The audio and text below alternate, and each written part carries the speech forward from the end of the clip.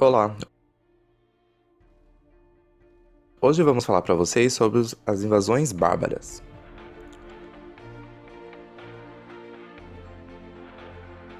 Os grupos bárbaros eram compostos por pequenas comunidades de fazendeiros e pastores que viviam em aldeias às margens de rios, no litoral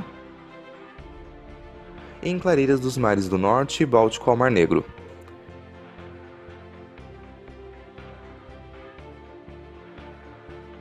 Para os romanos, o termo bárbaro era usado pejorativamente para se referir aos não-romanos, pouco civilizados que colaborariam posteriormente para a desintegração de um império já enfraquecido por crises internas. As zonas de fronteira, ao norte do Império Romano, ganharam peso demográfico e suas atividades regionais estimuladas pela presença de exércitos e implantação do cordão de cidades importantes, como Paris, Traves e Colônia. Ocorre então a sedentarização dos povos germânicos, que antes viviam como nômades e se tornam colonos, vivendo em aldeias e praticando pastoreio. Os hunos, vindo da Ásia Central para a Europa, se instalaram nas margens do rio Danúbio.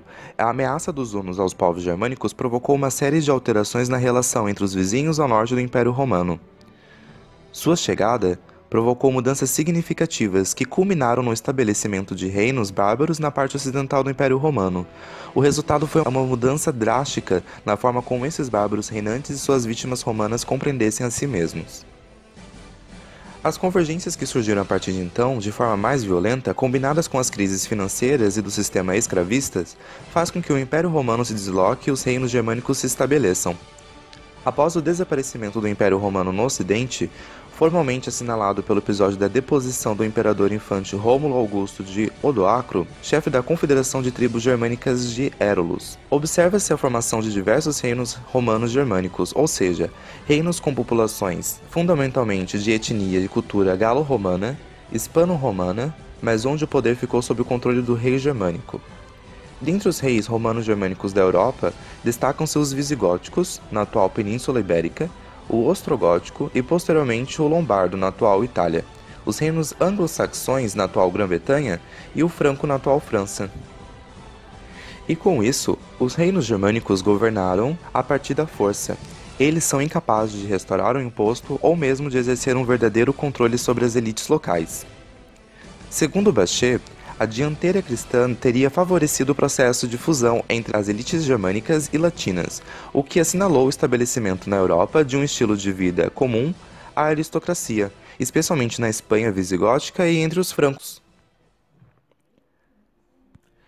Os movimentos migratórios trazem consigo uma série de consequências, entre os mais importantes: fechamento do eixo comercial do Ocidente, abastecimento das cidades foi interrompido pelo saque dos bárbaros, e cidades assoladas pela peste negra, gerando uma migração às áreas rurais produtoras de alimentos, consequentemente diminuição demográfica.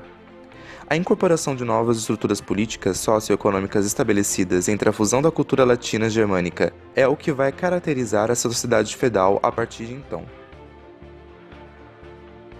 Até hoje, as migrações são frequentes no mundo inteiro.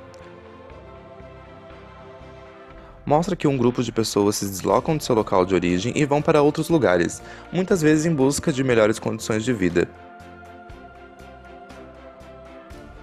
Instabilidade política e de sociedade ou país, guerras, religião e que não está muito distante das invasões bárbaras, onde os povos migrarão para outros lugares e tiveram conflitos em sua época. E que hoje em dia há a xenofobia, a aversão aos outros povos e culturas, mostrando a presença forte de um nacionalismo extremista.